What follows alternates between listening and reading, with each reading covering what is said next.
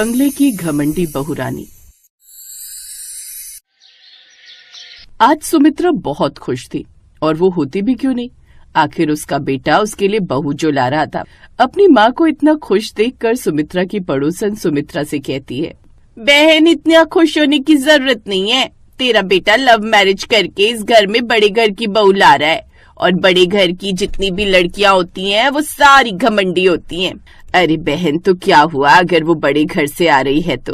अरे आखिर हमारा घर छोटा थोड़ी ना है। हमारा घर घर नहीं बल्कि बंगला है, बंगला। और वो इतने बड़े बंगले की इकलौती बहू रानी होगी।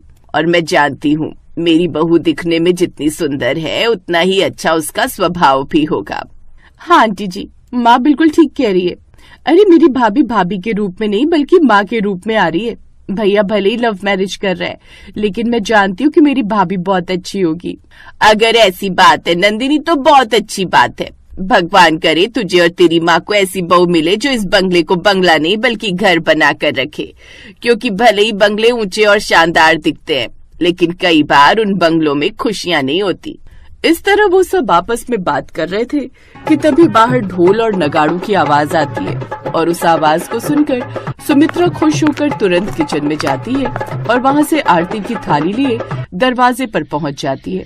और वो अपनी बहू नेहा और बेटे रवि की आरती उतारकर अपनी बहू से कहती है, बहू अपने दाहिने पैर से इस कलश को गिराकर घर में प्रवेश कर। माफ करना माँ जी, बहुत गर्मी लग रही थी इसलिए मैंने अपना घूंघट हटाया, और अगर मैं इस कलश को अपने दाहिने पैर से गिराऊंगी तो अन्न को लात लगेगी, और मैं नहीं चाहती कि मैं अनाज को लात मारूं और अन्न का अपमान करूं। नेहा के मुंह से ये बात सुनकर मानो सुमित्रा खुशी से फूले नहीं समाती, और वो अपनी बहू से कहती है, लेकिन बहू ये तो रिवाज है और इस रिवाज को करना ही पड़ेगा। इतने अच्छे संस्कार देख सुमित्रा की पड़ोसन का मुंह बंद हो जाता है। और देख लिया बहन, बड़े घर की बेटी के संस्कार।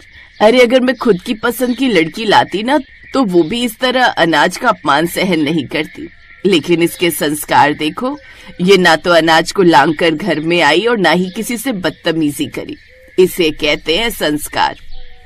हाँ बहन तू बिल्कुल सही कह रही है। हो सकता है कि मैं गलत हूँ, लेकिन अभी भी इतना ही कहूंगी कि थोड़ा ध्यान रखना। अच्छा सारी रस्में खत्म हो चुकी है तो मैं अपने घर चलती हूँ। इतना बोलकर पड़ोसन वहाँ से चली जाती है, तो वहीं सुमित्रा के चेहरे पर एक अलग चमक थी। उसे लग रहा था कि उसकी बहू सर्वगुण संपन्न है, पर क्या उसकी बहू सच में सर्वगुण संपन्न थी? ये तो आगे पता चलने वाला था। अगली सुबह जब सभी लोग सोकर उठते हैं तो सुमित्रा देखती है कि अब तक नेहा सोकर नहीं उठी। तभी सुमित्रा